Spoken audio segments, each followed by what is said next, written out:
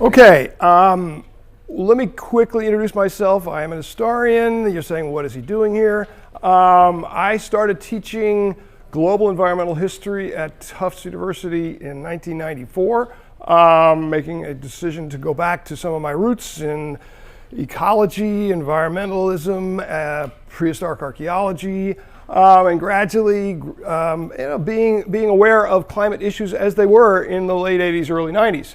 And around 7 years ago, about this time, a little maybe March, having taught the course something like 13 times, I decided, well, why don't we try a book? And I started pulling things together, and then over the last 7 years, I think I have invaded, and I hope to say, being able to make some sense of your field. Climate, paleoclimate and modern climate science research. I kind of vaguely every now and then think of myself as having a borderline master's in about 8 to 12 different fields. So it's been a lot of fun working on this project.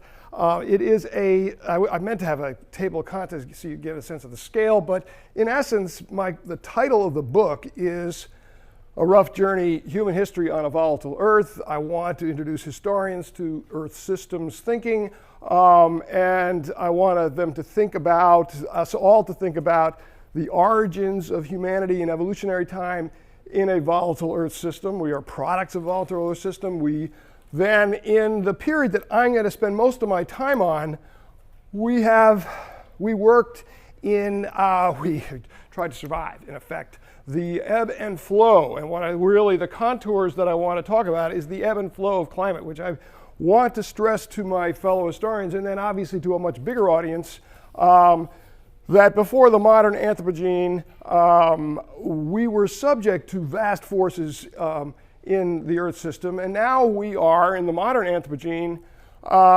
agents in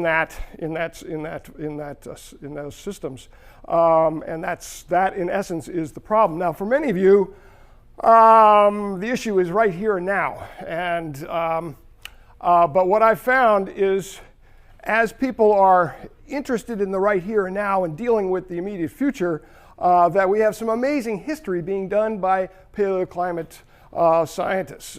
They have been working out in amazing detail that was not available 30 some odd 40 years ago when people started to think about doing climate history and then gave up because the evidence was so vague. Well, the evidence, literally since the first GISP and GRIP drilling in Greenland, perhaps even earlier than that, but not much, early mid-80s, and then accelerating in the last 15 years. The amount of detailed, fine resolution evidence is become amazing. So my project is actually an introduction to non-paleoscientists of the story that you guys have been developing, while at the same time integrating it into evolutionary theory, evolutionary understandings of human origins, broadly prehistoric archaeology and economic history. So I'm hitting a lot of fields. What I want to do today is focus in on the last 10,000 years. I might, as advertised, get to the modern Anthropocene just for the sake of spinning the story that actually I've stolen from you guys. It's not that dramatic. Here, what I'm hoping, in some measure, I don't want to put it quite this way, I am hoping that that I enlighten the students. Much of what I'm putting out here is actually what I teach in my environmental history class. I'm sort of hoping the climate scientists are a little bored. I don't want too much controversy. I spent 7 years on this, and I really don't want to be totally trashed. If I'm going to be totally trashed, that's the way the ball bounces. But ideally, I've done a fairly good job, and there won't be too much drama. I gave this in Pittsburgh last week, and there really wasn't very much drama. So I was happy about that.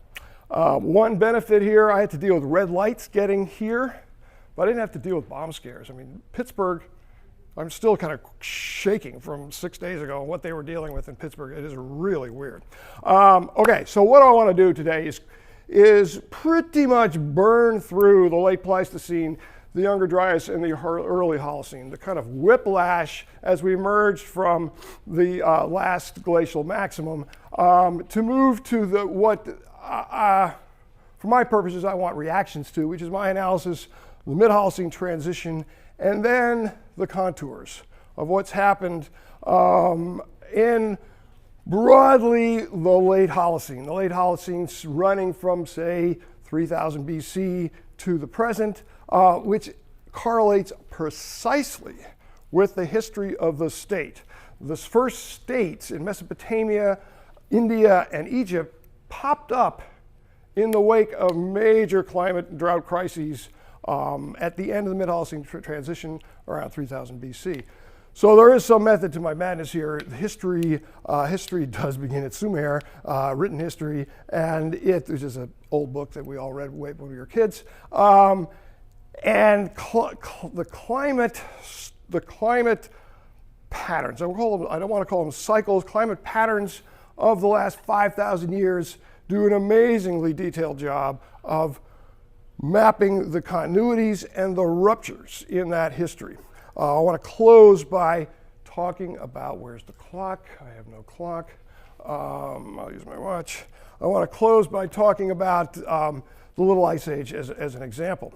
So let me get going here. Very quickly, just if we go back 800,000 years where we have, this is the CO2 from, this is, I guess, benthic CO2 no, this is not CO2. This is the oxygen isotope 18. Eccentricity cycles shaping these great 100,000 year cycles that, and keep in mind that modern human intellectual capabilities probably began right in here. The first modern skulls date from 190. I suspect that the stresses that produce modern humanity actually date back to here. And that within 5 to 10 years, paleoanthropologists will find evidence for the modern humanity dating back 300,000 years. Big deal. When we think in your terms of grand scale. Yeah? Do you think that the ice ages influenced human brain development?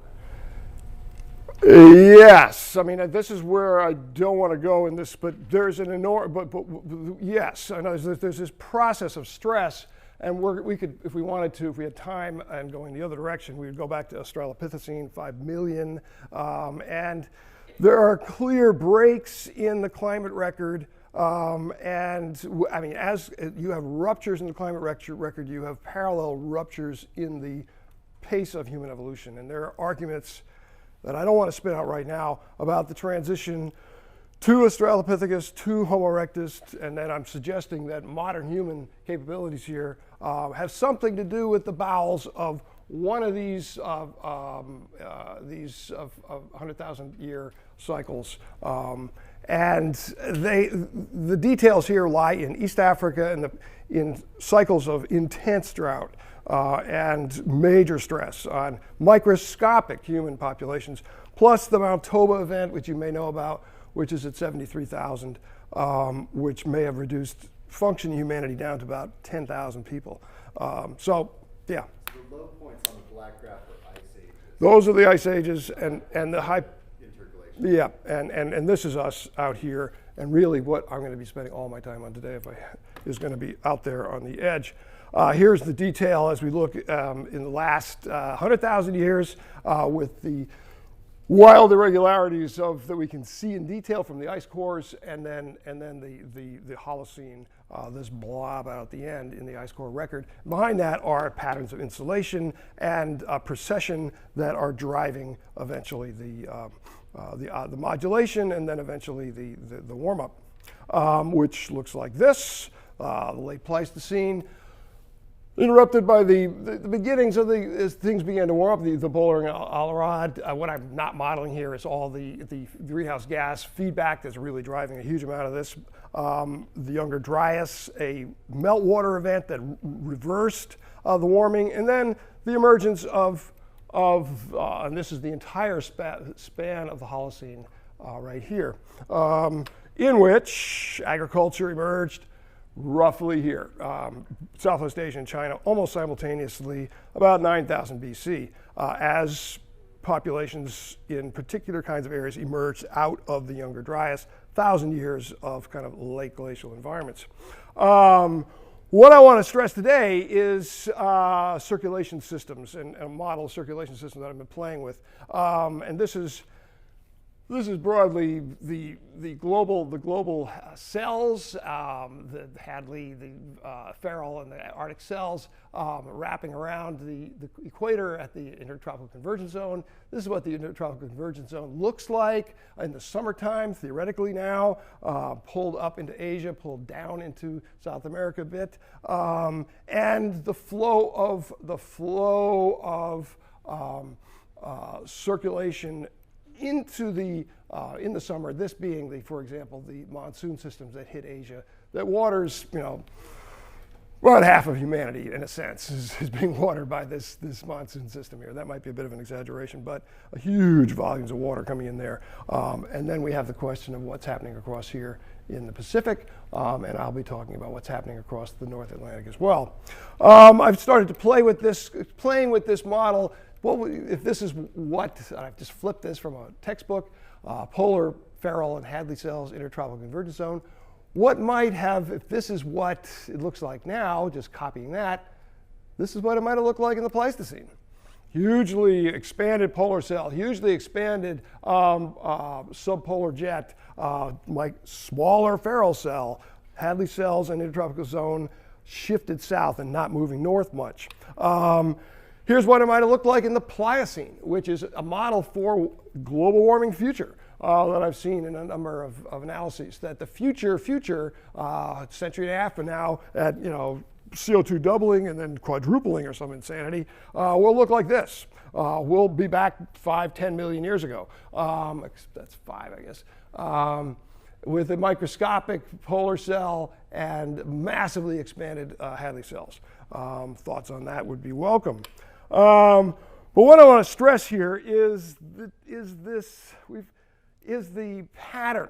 Here is the orange is the arc of insulation, driven by orbital forces arcing up and arcing back down, and in that process, locking right along the path of the intertropical convergence zone. Measured in Cariaco in Venezuela, it's north toward the top of the screen, and then it drifts south. The whole system, and this is my little line I've started talking about in my class, sun and systems shift south, the 4 S's. Everything shifts south in the course of the mid-Holocene transition. The systems might have looked like this. Here's the Pleistocene, here's the early Holocene with a very warm north riding intertropical convergence zone, large Hadley cells, maybe my Arctic cells a little small, I don't know. And maybe in the late Holocene, this is what we're looking like here. Since an expanded polar cell and the systems drifting south. I think that's a pretty fair description. What happens? The insulation shifts south, the Hadley cells and the ITZ, the intertropical convergence zone, shift south. Other things happen too, which are key. The Asian and at least the African monsoon is fundamentally reduced. You may know about the Sahara Desert drying out after the peak of the Holocene when it was green, a savanna, and then it dried out progressively as we move south along that line. Winter westerlies shift south across the North Atlantic, and that's broadly a shift toward negative North Atlantic oscillation. And then the El Nino Southern Oscillation revs up. All of these systems happening simultaneously, and they look roughly like this. This is two things piled on top of each other. This is the red is the Cariaco measure of titanium, which is a measure of where the intertropical convergence zone is. The blue is precipitation in South China, and they map precisely. They might as well be the same thing, except at the very end when precipitation seems to jump up in China for reasons I'm not totally clear about. And the intertropical convergence zone of West African temperatures plunging, which is a measure of the strength of the monsoon coming in over the Sahara Desert. Here's the South American monsoon, which Broxton Byrd, who's here this year, maybe in the audience. See here, Brox? No. Has measured, which is the reverse. Coming off the South Atlantic, it was actually very dry, and then gradually, as the systems shifted south, the South American monsoon coming across Argentina and Brazil into the Andes got more and more wet. El Nino, very strong during the Pleistocene and even during the Younger Dryas. Then basically not even there, minimal, and then everybody talks about it reactivating around 3000 BC, boink, and then getting stronger and stronger oscillations as the entire climate system converged toward, began to shift south, in effect, as insolation was reduced. And then this is the South Asian monsoon and El Nino, which are always seen as in tension. El Nino, as El Nino gets stronger, or the variations get stronger, it essentially offsets the South Asian monsoons. And broadly speaking, there's a pattern out there which persists to this day, though it may be breaking down, that El Nino, when El Ninos are strong, they essentially reduce and create droughts in South Asia. And conversely, as we've had in the last few years, when we have a La Nina situation, reduced precipitation in South America, droughts in North America, we have, as we've had in the last few years, massive flooding in Pakistan, massive flooding in the Philippines, typhoons in China, intense weather activity and precipitation in the late summer in South Asia. And then the North Atlantic oscillation, which there's no pretty pictures for, but broadly speaking, the broad measure that comes out of this article broadly sees a shift from what's called positive North Atlantic to negative North Atlantic oscillation, which for some reason goes up, has to do with the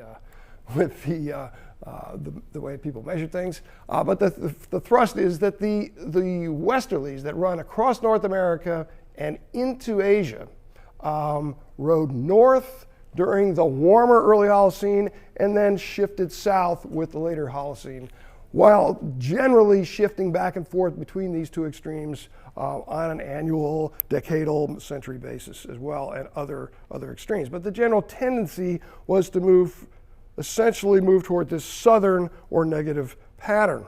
So the whole system shifts south. So this is my summary. Solar insolation weakens, the intertropical convergence zone moves south, the North Atlantic oscillation drifts south as well. It weakens, it goes negative, or may not weaken actually. El Nino shifts broadly from a kind of, ENSO shifts from broadly a nothing mode, not really a La Nina mode, toward a greater variation that includes lots of strong El Ninos, also lots of strong La Ninas perhaps, and the South Asian summer monsoons, something's missing there, go from stronger to weaker. That's the gradual trend. So what, you might ask? I could spend an hour and a half talking about I could spend 2 or 3 days talking about the human responses to this long-range shift. I'm going to talk about it in about 2 seconds.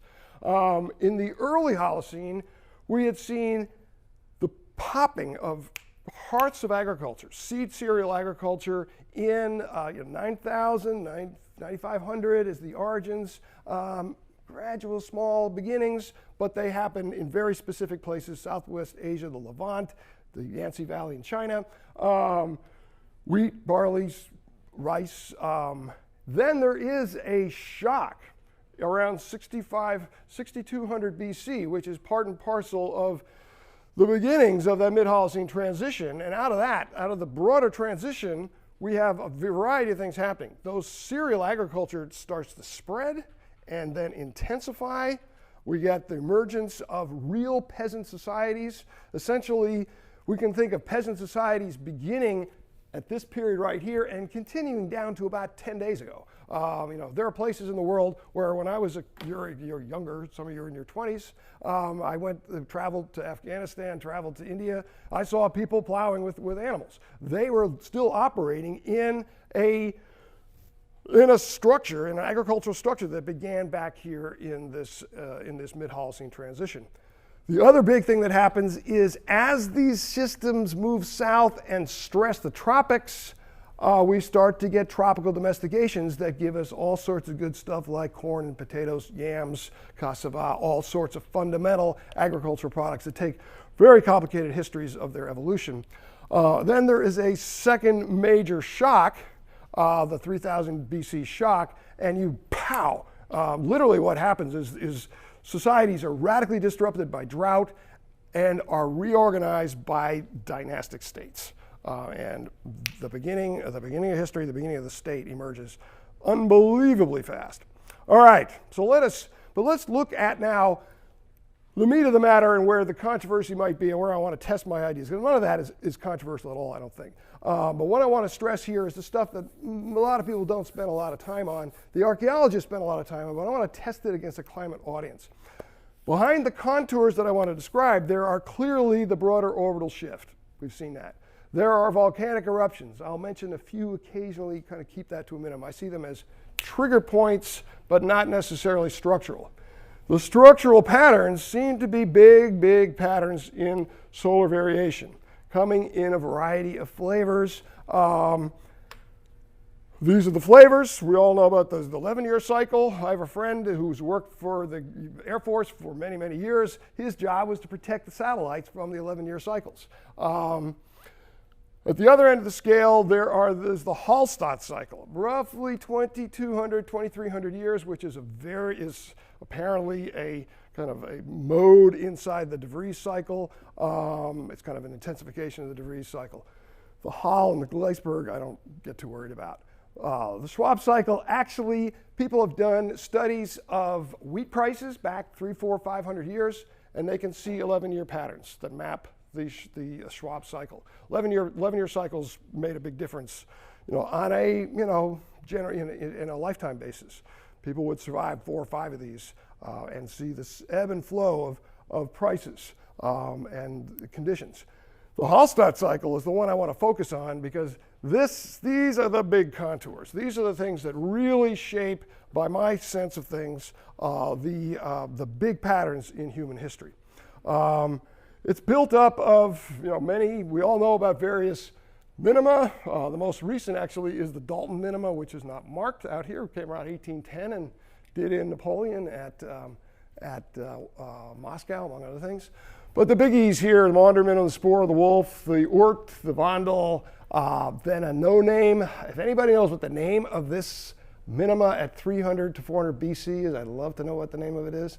I call it the pre-classical minimum.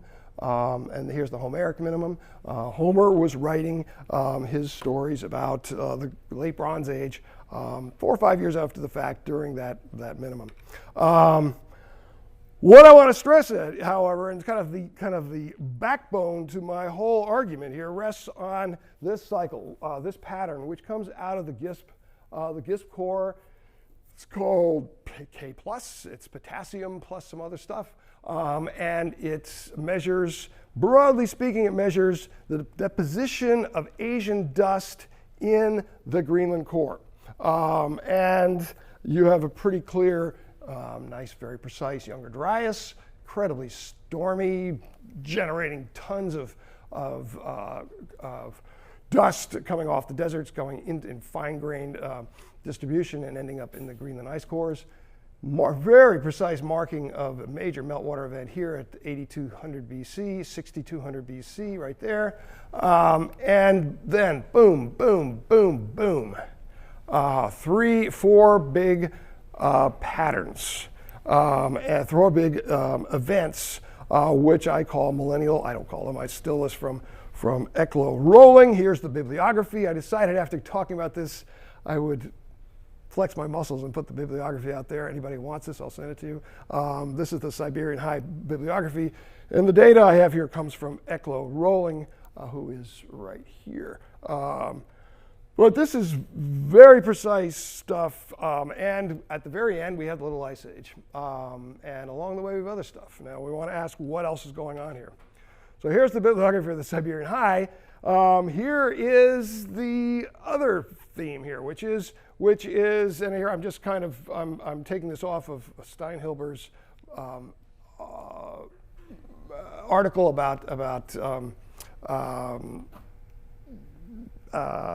the planetary maximums of chemistry coming in from out in the outer space, but broadly speaking, seeing a series of highs, which correlate broadly with highs or let's see, how would that work?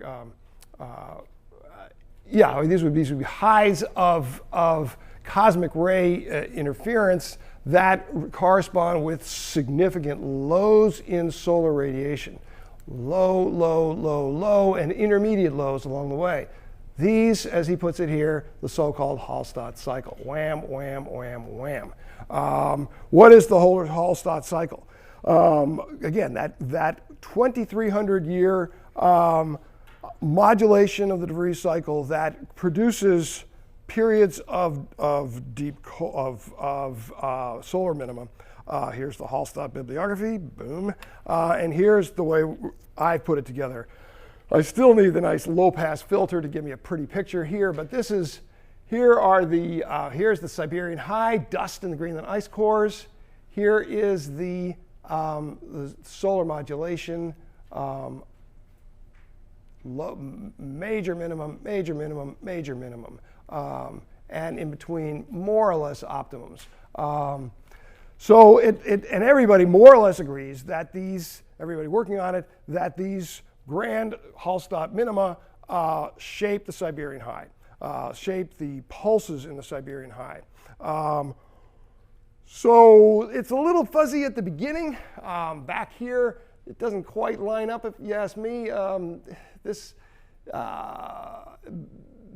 solar minimum doesn't quite produce a minimum up here. This Siberian High does not line up with a solar minimum.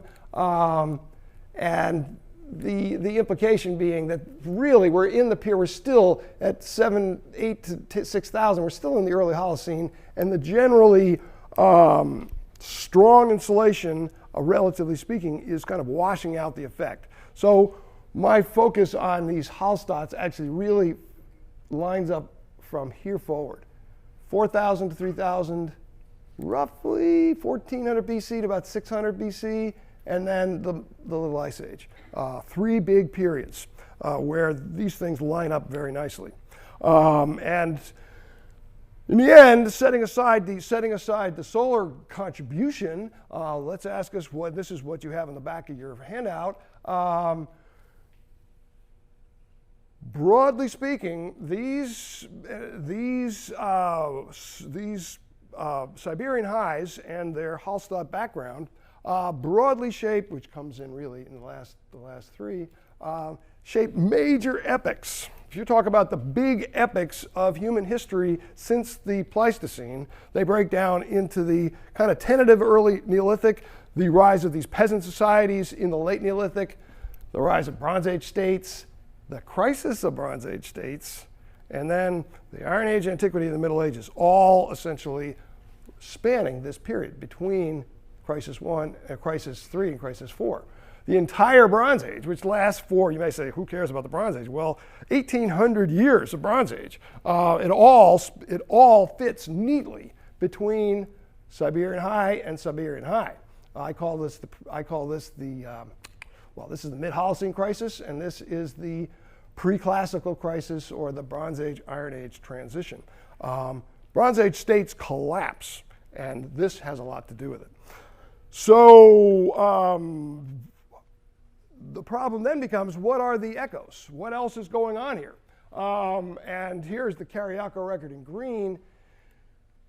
And pretty clearly, you can see that the Karyako record, the intertropical convergence shifts sharply south during the Little Ice Age at the same time as this Siberian High. It's massively disrupted during this period. if you spend enough time and squint, you can see something happening in here. I wouldn't want to put a whole bunch of money on it.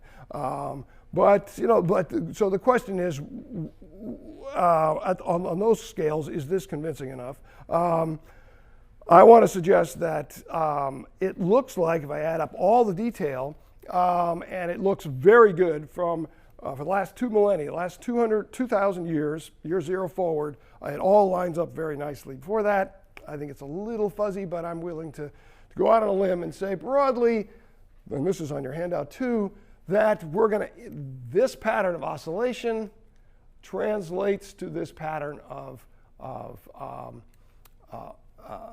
systemic oscillation. That, broadly speaking, the knee bone is connected to the thigh bone. There is a climate system, and in big, broad kind of patterns of some irregularity. Broadly, this is what happens: that you have shifts toward essentially a more glacial mode during these periods of cooling periods, and those include. Back here, I've got the ice rafting. This is actually between about the mid-90s and about 3 or 4 years ago. Everybody was talking about the Bond ice rafting cycles. It was being tied to every possible thing. And it's not unimportant, but it doesn't have the explanatory power at the big scale that the Siberian highs do. But it's not unimportant. And broadly speaking, again, if you spend enough time with this and squint and look at the numbers that they've actually labeled each one of these as Holocene 1, Holocene 2, Holocene 3, or 0 is the little ice age, and then you go back. They, broadly speaking, hit with every Siberian high, and then there's broadly hit, meaning cold at the bottom, spikes of cold, and then there's a secondary one in between. Usually has kind of a double-headed feature like that or like that. It's not perfect, but when you get down to the details of the last 2,000 years, it looks pretty good. Let me march on here just to suggest, to sort of play with something that I've been fooling with the last couple of months. Think about circulation systems. How would this look like if we could be on that proverbial, time-lapse photography, animation perhaps, and look at how this process would unfold. Warmer periods would look something like this.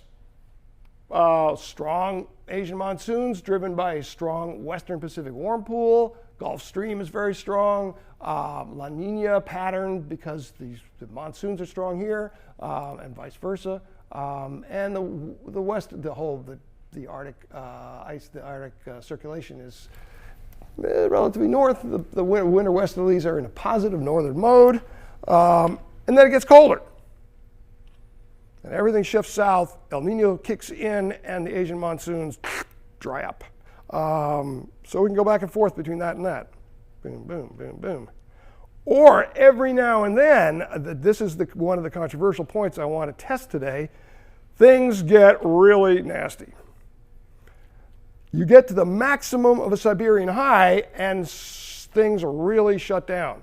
Not only is major ice rafting, and far as around the year zero, basically, during pre-industrial times, from 4,000 BC, up to 1600, 80% of the world population lived in a zone running from Spain, North Africa, England, across the Middle East, into India, into China.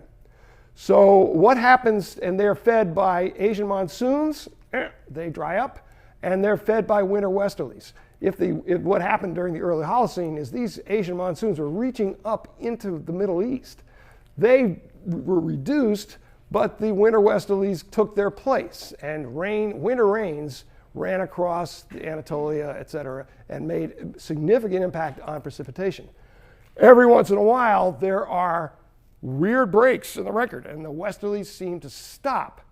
And I would suggest that is the impact of these Siberian highs. They simply overwhelm the west. This is the question. And I have a little bit of data to back this. How do I get out of this? Oh, here we go. Okay, let's just take a second in here, checking my time. You got to keep me on track here. I have been looking at a lot of data here just to back it up. And so over here we have the kind of my labels. Bronze Age optimum, pre-Sociological crisis, classical optimum, the Romans, the Dark Age, the medieval crisis, the medieval climate anomaly, which is warm, Little Ice Age. Over here we have, I got to put the view, where is the, all right, I'm not going to find it. Solar radiance coming down here. The Siberian highs, blue means it's cold. And then out here, this is the thing that's two things that are important. One, this amazing lake record in central Turkey by Madame Kuzuglu last year. Central Turkey, amazingly detailed record. And in between, a whole series of records about how wet it is in the Mediterranean. And what generally seems to happen is that during cold periods of the north, the Mediterranean is very wet and the glaciers are advancing. Lake levels are very high. And during periods of warm periods in the broadly the global system, like the medieval climate anomaly, the Mediterranean is fairly dry. That's because the westerlies have shifted north, broadly speaking. So the westerlies shift south during cold periods and water the Mediterranean. Well, let me stress a couple of things. We go back here in this Turkish record, and we have these amazing periods of desiccation, dry hiatus, which I'm not even talking about. That's the 2200 BC event that I'm happy to talk about, but I'm not dealing with right now. Another one right here. These seem to break up periods which should be, broadly speaking, should be wet in the Mediterranean. Suddenly there's this big gap, and then it gets wet again. What has happened? I think what happened was this. It went from the colder period where the westerlies were flowing through, providing quite a lot of rainfall, sometimes catastrophic rainfall and flooding, and then it just got overwhelming. The Siberian highs blasted in and imposed these droughts that we have not seen since the Little Ice Age. Now, the lake record does not show a drought in the Little Ice Age, which is sort of too bad. There is no drought here in the Tesser Lake record, but in the historical record, there's a new book out by Sam White, works at Oberlin, on the Little Ice Age in Turkey. I forget the name of it. And he charts an intense cycle of 50 years of drought in southwestern Turkey from the 1590s into the 1640s, which led to really broke the back of the Ottoman Empire. So there is a major drought here, and he attributes it to the intervention of Baltic outbursts, which are kind of, I would say, are elements of the Siberian High. So what's the point here? That's the evidence behind this model here, which I find no one else has played with. You have cold periods, things get colder, the system moves south, but at least it's pretty wet through the Mediterranean, and then whammo. You have these crisis periods of intense drought that more or less line up as the center points of these Siberian High outbursts. Okay, let us, pending any comments right now. Yes? You're about 40 minutes now. You're into 40 minutes. Okay, so let me do a few things here, and then I will worry about that later. Let me quickly just march into just kind of the detail of the last 2,000 years, just so you have a sense of where the really good evidence is for these patterns. Here's the last 5,000 years, and here's the Bronze Age, the interruption of the Iron Age, and then classical antiquity. I'm going to look at the last section from 0 on. There's that again. Here we are, one whole cycle, the cold of the Siberian High, the warm of the classical optimum, and then there's no Siberian High, but there is a Bond ice rafting event that contributes to the end of the Roman Empire, Epidemics also contributed to the end of the Roman Empire. That's another story. And then we have the Dark Ages, broadly speaking, and they're real and they are dark. There just is no Siberian High at that point. And then you blast out into the very warm medieval climate anomaly, during which essentially the entire Middle Ages happens, and then kabam, the Little Ice Age hits. There's a new, big, fat, new book by a guy at Michigan called Strange Parallels, and he's studying why the heck is it that societies all across Eurasia, I would add the Americas, ebb and flow the same periodicity between about 600 and 1600. And he says it's got to do with the Dark Ages, the medieval climate anomaly, and the Little Ice Age as the background forces operating on the welfare of these societies. Let us quickly buzz on here and look at some of the detail. This is solar strength and northern hemisphere temperatures. Very nice pattern. An optimum, the Dark Ages, the medieval climate warm period, the Little Ice Ages. We can look at the same damn pattern for El Nino as measured, ENSO as measured by the strength of the West Pacific warm pool in red. A essentially strong La Nina pattern that puts lots of moisture into Asia, and essentially a stronger El Nino pattern here, La Nina here, and then back down into El Nino, and an oscillation in North Atlantic ice rafting. Practically the same curves, opposite sides of the Earth. We don't need that. Very quickly, how did the Little Ice Age happen? What was going on behind the onset of Little Ice Age? It may well be that a major volcanic eruption did trigger the beginnings of the onset of the first, what I'll call proto-Little Ice Age. And broadly speaking, this is where this event happened right here. And at that point, you start to get an interesting pattern, which is right here. In blue at the top, we have the Siberian High, and it doesn't break until exactly at 1400 right there. But tree ring patterns start to get, here's the medieval warm period, and it gets suddenly colder. Summer patterns, summer warmth drops, and stabilizes and very irregular. And then 1400, it's irregular but not unbelievably cold. This is the classic Little Ice Age, 1550 to about 1720, right through there. That's the depths of the Little Ice Age, when it's cold winters, cold summers. Here we have, not so much happening here, but we know from the record, at least in Northern Europe, highly irregular summers. Sometimes it's warm, sometimes it's wet and rainy.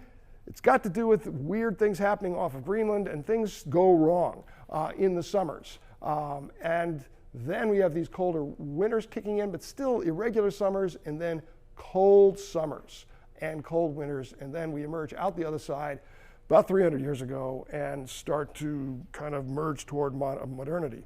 So I divide this into a proto-Little Ice Age of these erratic cold summers, Little Ice Age 1, Little Ice Age 2, and if you want, the Little Ice Age 3 that runs down to about 1918 or so. I'm not going to worry about that too much.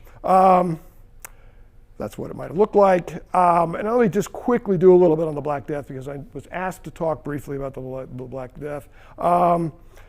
Were there climatic preconditions? This is population and its fall from, in England, roughly 6 million down to about 2.5 million, and it's stabilized. And two things happen. One, there's a famine here, and two, there's the plague there. So what happened? And among other things, you might have had a chance to read Bruce Campbell's articles. Bruce Campbell is going to give a series of lectures, a lecture and a seminar here next January. He is the big authority on climate and the Black Death, and I'll just quickly riff through a little bit of his points. One, he sees a big, huge cattle plague hitting right in here as in the wake of, we have cattle plague and this is cattle plague and problems in wheat production. And he broadly sees the cattle plague and the problems of wheat production being produced by these weirdly erratic wet summers that just mold everything in the ground and turned, half the cattle of Europe died in the 1320s. And then he asked, does cold weather play a role in the onset of the plague? And so he's got Greenland temperatures and English grain yields through here, all these oscillations, and this is the epoch of the impact of the Black Death. So he's seeing a broad pattern, and broadly, I would say the proto-Little Ice Age irregularities did set the stage for the breakdown of the productive systems of Europe and allowed for some of the preconditions for the Black Death to emerge. Here's where the famine happens. Here's where the Black Death hits. One question out here is background question. It's highly debated right now where the plague came from. Clearly, it came from China originally, but when was that origin? Was that in 1340 or 1330? Or was that actually back in the ancient world around the 500s or even earlier? And did the Black Death itself actually erupt suddenly out of a reservoir, a rodent reservoir in the Caucasus and get transferred just by chance into the European and Middle Eastern system and killed half the population? Kabam. It was an incredible event. Was there a volcanic trigger to this? There is a huge, this is the gigantic eruption back here that in the 1250s, but which is not what I'm arguing. That might have set off the beginnings of destabilizing the climate system, but it's possible that there was some kind of destabilization from the series of eruptions around 1346 to 1348, that a bunch of eruptions happened simultaneously, and was that a background contributing factor? On the other hand, maybe the intensification of the Black Death, of the Little Ice Age, and misspelled here, and the waning of the Black Death, another misspelling, were these things connected? And so let me just end with this, which is what we have here is population, and we broadly know what the population of England is, back to 1250-ish. So the question then, guesswork, educated guesswork. This is the Black Death right here. Minus 35% population change. Population crashed. But there are all these other irregularities. And if you spend enough time with this, you notice a pattern. These sharp irregularities end right here. There's one way out here, but it's kind of not relevant. It may actually be part of the pattern. But sharp irregularities, which contribute to the continuing, the population stays very low because the Black Death kept coming back. What's happening? During Little Ice Age 1, we have cold winters and we have highly irregular summers. And if you study this enough, you start to see a pattern. During warm periods, you have warm summers, the plague festers, and the fleas proliferate, and people die in the fall. During cold periods, like right here, it gets cold, a cold summer, not so many fleas, and the death rates probably drop. So is there, in fact, a relationship between cold summers and the control of the Black Death? Because after 1575, I've arbitrarily marked it there, we go into a period where these irregularities stop, and the 5-year changes in population tend to drop, and they're nowhere near wildly irregularity. So it looks like they've got control of death rates, but what else has happened? The summers got really cold. So I'm suggesting here that in fact it was the Little Ice Age may have finally killed off the Black Death, the bubonic plague, by reducing at its extreme moment after 1550. Here's death rates, and you see the same thing. You can't quite see it because this is the beginning of the actual estimates of death rates. But if you look at the details again, there's a broad pattern that looks fairly similar.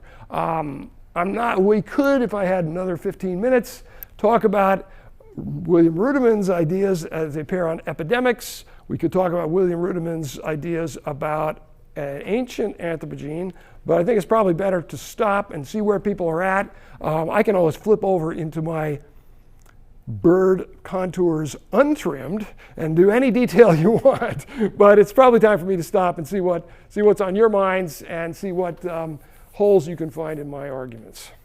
Thanks a lot. I'm really impressed. I've never seen an attempt to synthesize human history post agricultural revolution with that amount of detail, and it just got more and more interesting. And it would be nice if we had more days to examine this. Well, to the undergrads, History 366.01. It's we do that in about 3 weeks. I'd like to just ask students if you could begin us with some questions, and we'd like to have some discussion, and the discussions can be really fruitful for kind of synthesizing this material, and so how about some of the students that have turned up here? Any questions that came out? There's got to be some questions. Yeah. Can we have another ice age? Can we have another ice age? Well, the next Siberian High event is not scheduled for, we just had the last one, so that one's gone. In terms of an ice age, I think if all was heading in the right direction, we're talking at least 10,000 years, maybe 5,000 years possibly. But we have raised, this is the other side of the coin. We didn't get to the last, I'll just put us down there just to remind us of where we're going here. Yeah, we haven't done this. This is CO2 in population in the last 1,000 years. And since the year 1800, we have gone from roughly a population of, population is in green, which is less than 1 billion, and CO2, a little less than 180 parts per million, and we've driven both of these numbers up to 7 billion and 3.6, 39, 390, there we go, 390, I'm just having trouble with numbers.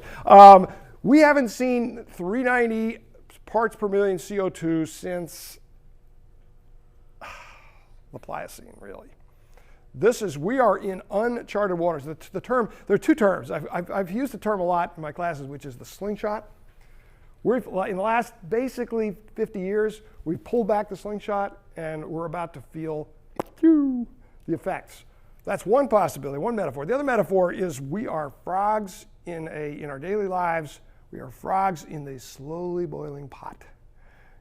Minute by minute, it gets hotter and hotter and hotter, and we sit there until when it boils. So your point being, will there be another ice age? We've made sure there won't be another ice age.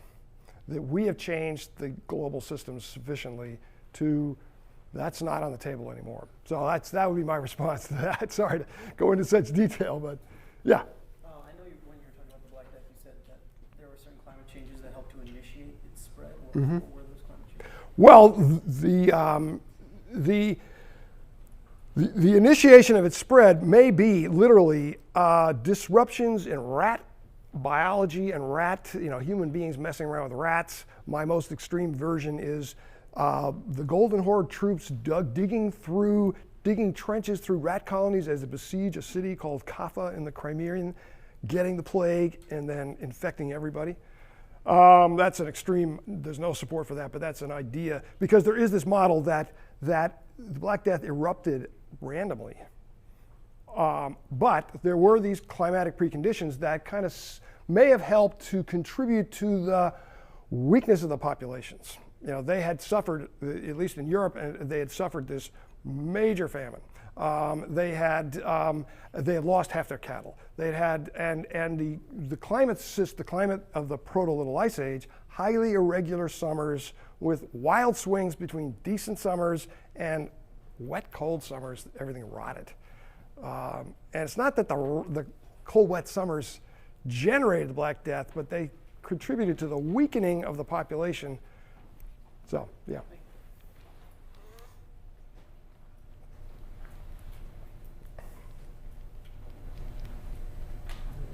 Oh, sorry, yeah. So with the amount of CO2 kind of effect would actually? I guess you just touched on this with like the Ice Age question. I was going to ask Okay. the Siberian High. Yeah. Like I guess it's not really going to come into play for a little bit. Well, in theory, if we had done nothing, we would, if things unfolded according to pattern, we could see one. Let's see, what is it? We'll say it's 1,500 years from now, just whatever that might be. It's 2000, and so 2000, that would be 3,500 AD. I'm not too worried about that. So yeah, I mean, but so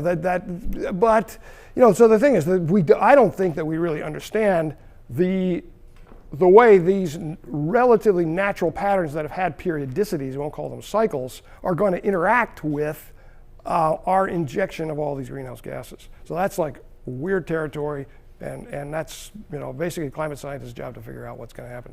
Do you have any guess of what's likely? Frog in the pot. Basically slingshot. That one version of those. That I suspect. I mean, the scale of this is, again, we're back in CO2 conditions, greenhouse gas conditions that pertained in the Pliocene, which is 5 million years ago. We're heading back 10 million years ago. We're heading back, maybe James Hansen of NASA is worried about 350. You've heard about 350.org. Well, 350 is not an ideal spot. It's a safety spot. And basically that was the point at 35, 38 million years ago when once we got below that point, Antarctica started to glaciate.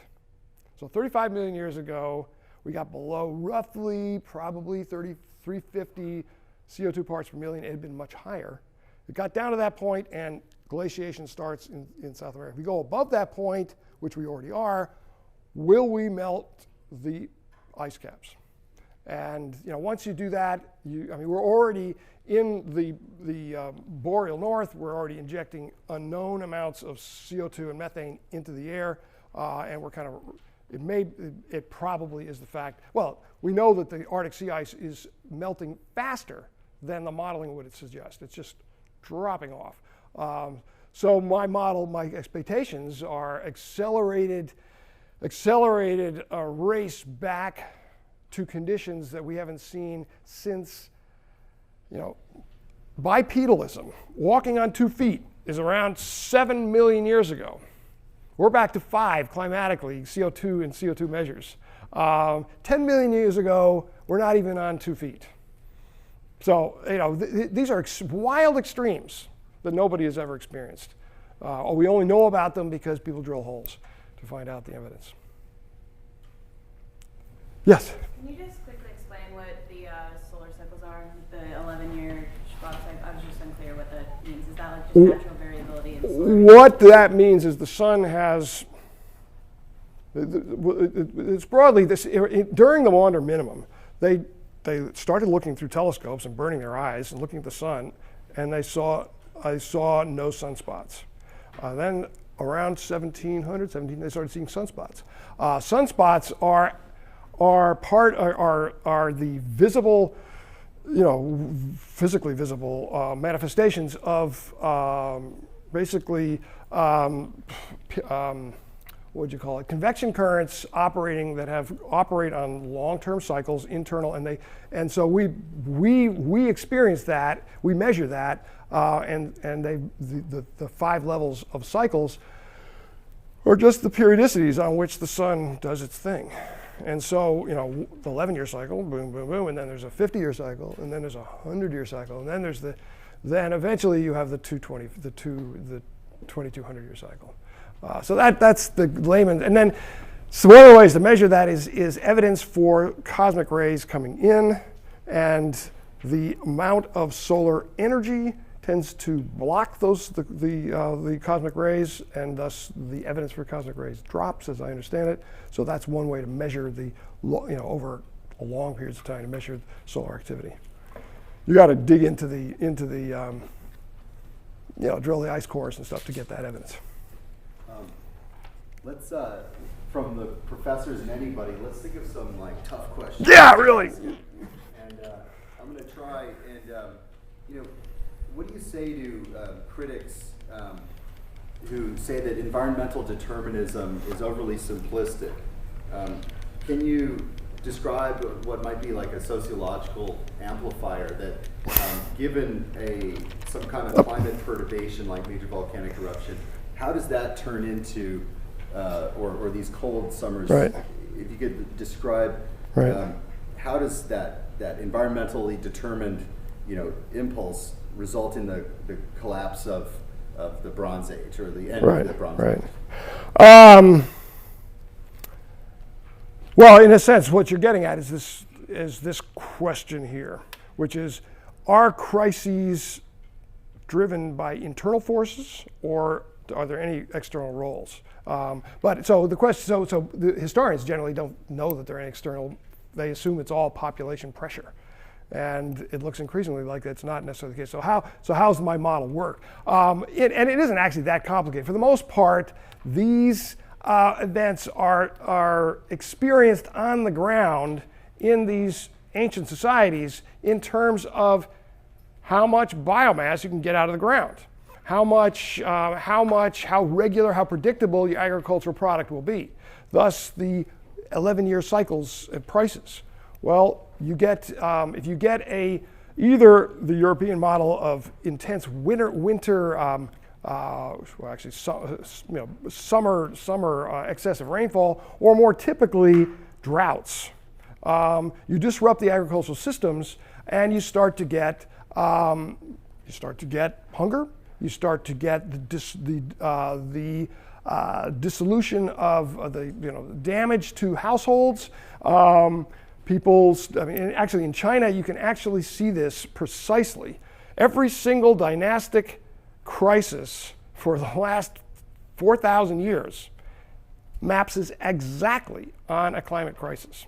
And the model is very simple. You have disrupted agricultural regimes. You have requests for aid, the failure to provide aid by the center. You move to mini famines, and in the context of the disruption of systems and people starting to move around looking for food, you have the beginnings of outbreaks of epidemics. You have brigands, you have bandits, and then you have small-scale peasant rebellions that turn into dynastic overthrow of the state. And it's amazing. It happens. I mean, I picked up what do I know about Chinese history? So I got the Cambridge History of China, big, massive volumes that cover the whole thing. And I just went through it, just wrote down every reference to drought, popped through it, and hit all the droughts. Every time there's a dynastic crisis, there's a drought preceding it, there's famines preceding it, there's rebellion. So the Chinese example is amazingly precise. And it broadly, we can understand in the abstract what it means for agriculture to fail, but we have these global distribution systems that more or less means that just a little ripple, price at the Kroger's gets a little more expensive for bread.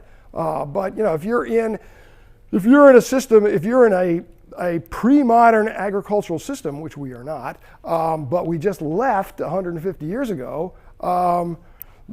these climate impacts have an immediate sharp and volcanic eruptions causing little Pinatubo-like cooling have these very visible impacts on agriculture and famines. So there's a whole cottage industry of historians now working on the relationship between volcanic eruptions and the ripple effect on famine and epidemic. And then there's the impact of specific volcanic eruptions. And one of the most dramatic that I didn't talk about was the event in 536 AD. Enormous, gigantic volcano went off in Indonesia. And apparently they dropped the Gisp ice core. There's an 80-year gap, and we can't see it. But there's plenty of evidence that it happened from other markers. It probably disrupted trade routes.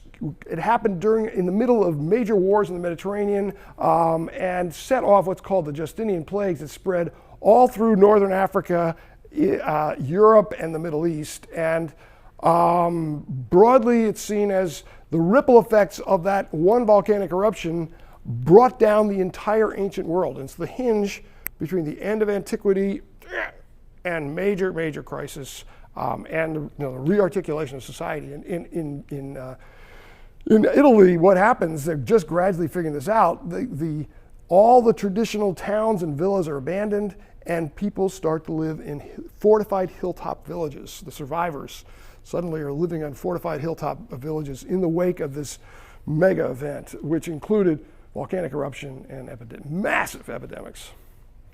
So, anyway, the details of all this will be available for $29.99. Let me plug my book. Details are also available in History 366. But any zingers from the audience? Yes? You mentioned the late or early Paleolithic crisis. Mm-hmm. You pinned it down very precisely, Mm-hmm. 6200 Yeah. BC. Is it because it's so well dated, or you just tied to the 8.2 meltwater event? There is at least in the Middle East. There is a general crisis, and there's the end of what's called the pre-Pottery Neolithic B. It comes to an end during the 6000s, and you come out of what you have during the pre-Pottery Neolithic B. You have these large towns, whitewashed walls, big towns.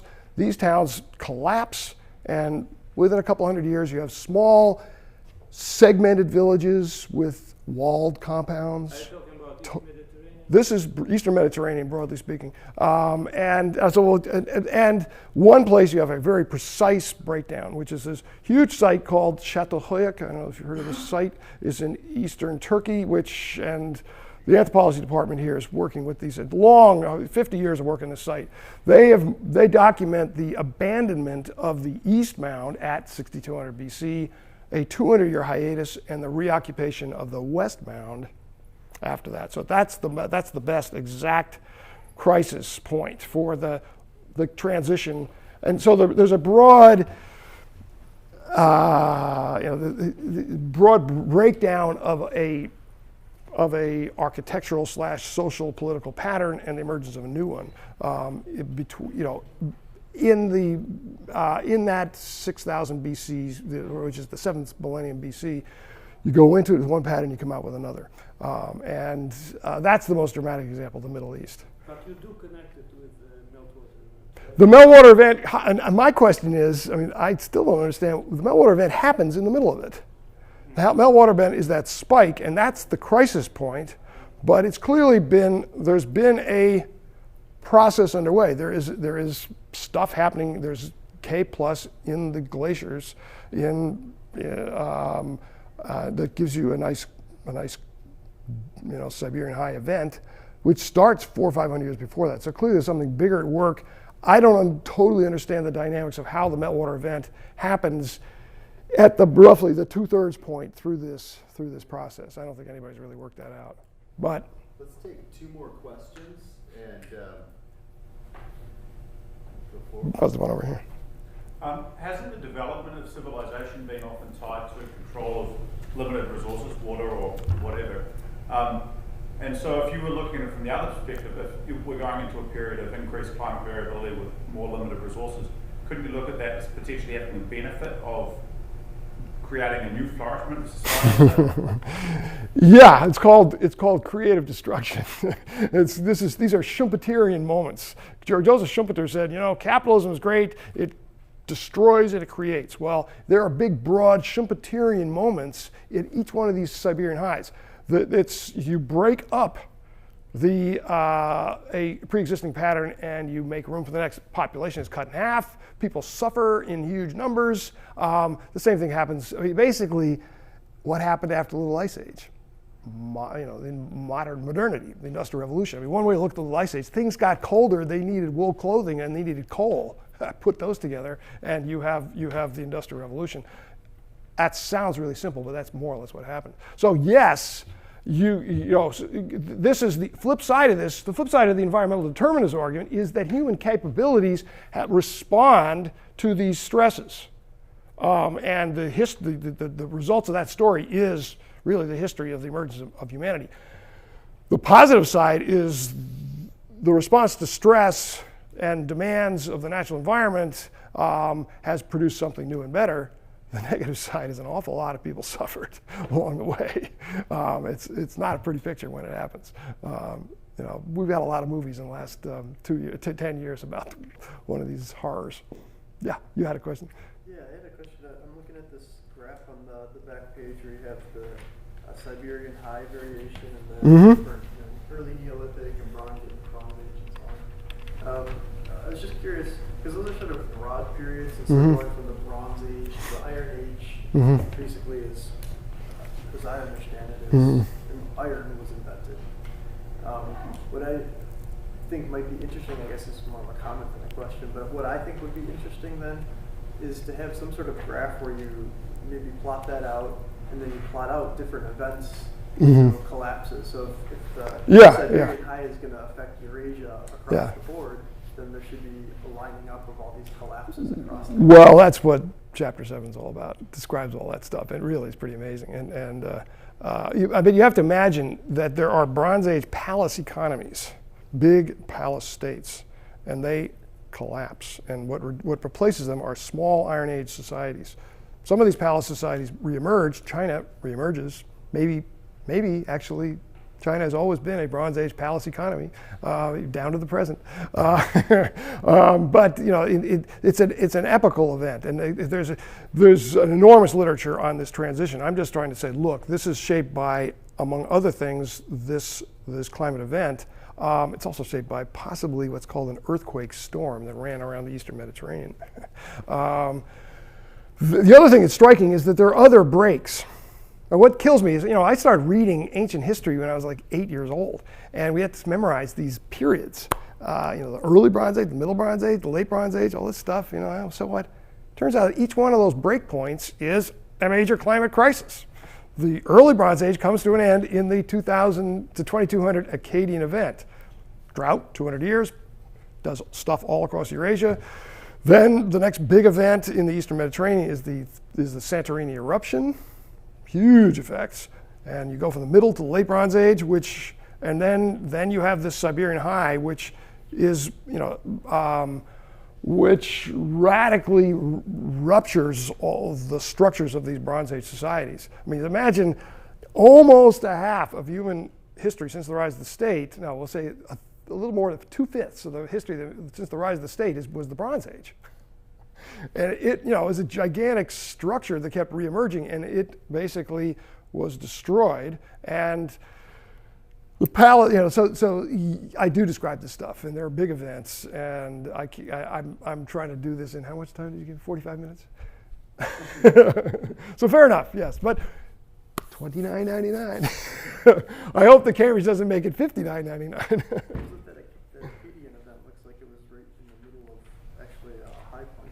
Yeah, the Akkadian event has nothing to do with the Siberian High. It's a weirdo. And that nobody can quite figure out why it happened. Some people think it's a meteor. A meteor or a comet that did something strange. That's the wild fringe, some people think. I don't want to go there. But there really isn't any decent explanation for why it happened. But the evidence is enormous spikes. Kilimanjaro, the Arabian Sea, gigantic El Nino spike that's slightly off. Dated, doesn't quite fit. It's about off by 200 years, but there's plenty of evidence of that this thing happened, and abandoned sites and bad stuff.